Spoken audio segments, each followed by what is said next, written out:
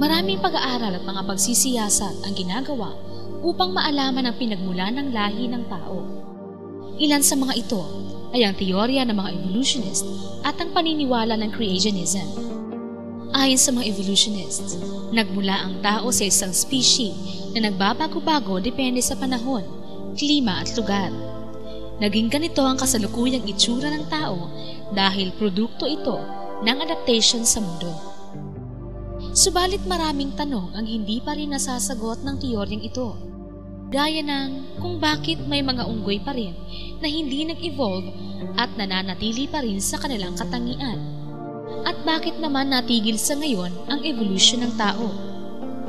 Samantala sa mga creationist o mga scientist na tutol sa teorya ng evolution ay naninindigan na may creator o lumikha ng lahat ng bagay na nabubuhay.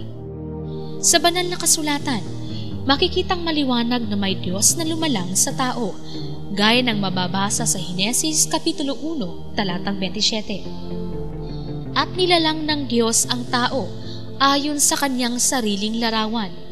Ayon sa larawan ng Diyos, siya nilalang. Nilalang niya sila na lalaki at babae. May paliwanag din na mababasa sa Biblia patungkol sa pinanggalingan ng lahi ng tao at ito ay nakasulat sa aklat ng Henesis Kapitulo 3, talatang 20. At tinawag na Eva ng lalaki ang kanyang asawa sapagkat siya ang naging ina ng lahat ng mga nabubuhay. Ang pahayag na ito ay sinusuportahan ng pag-aaral ng mga scientist sa ating panahon. Nadiskubre ng mga scientist na ang lahat ng tao ay mayroong DNA o deoxyribonucleic acid na makikita sa buhok, balat, kuko at sa iba pang parte ng katawan na matutuklasan sa pamamagitan ng microscope. Naglalaman ito ng mga code information tungkol sa pisikal na katangian ng tao, kung siya ba ay kulot o tuwid ang buhok, pango o matangos ang ilong. Ang itsura ng isang batang isinilang ay halo ng itsura at karakter ng kanyang nanay at tatay. Sa pagsasali ng lahi, may natuklasan ng mga scientists na hindi nagbabago sa tao. Ito ang mitochondrial DNA o ang sariling DNA ng mitochondria na nasa cell. Ang mitochondria ay parte ng cell ng tao na nagpaprocess ng kinain ng tao para magamit niyang lakas, kaya tinatawag itong powerhouse of the cell. Dagdag pa rito, ang mitochondrial DNA ay maaari lamang isali ng ina at hindi ng ama. Naipapasa ang kopya ng mitochondrial DNA mula sa nanay hanggang sa anak na babae at sa mga susunod pang lahi. Sa pag-aaral ng mga siyentipiko patungkol sa mitochondrial DNA, maliwanag na ang tao ay nanggaling sa isa lamang babae sapagkat pare-parehas ang mitochondrial DNA ng mga tao.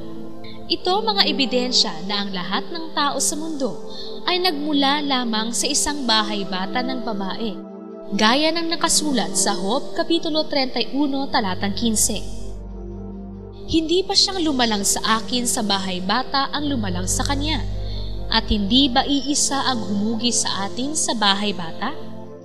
Napatunayan na naman natin na ang mga biblical record, gaya ng nakasulat sa Henesis Kapitulo 3, talatang 20, at tinawag na Eva ng lalaki ang kanyang asawa, sapagkat siya ang naging ina ng lahat ng mga nabubuhay, ay pawang katotohanan na may isang babae na pinanggalingan ng lahi ng tao na sinusuportahan naman ng mga scientific discoveries sa ating panahon. Ilan lamang sa mga batayan na talagang totoo ang mga paliwanag mula sa banal na kasulatan. Kaya naman mga kasambahay at mga kabred, masasabi talaga nating the Bible is an exact science.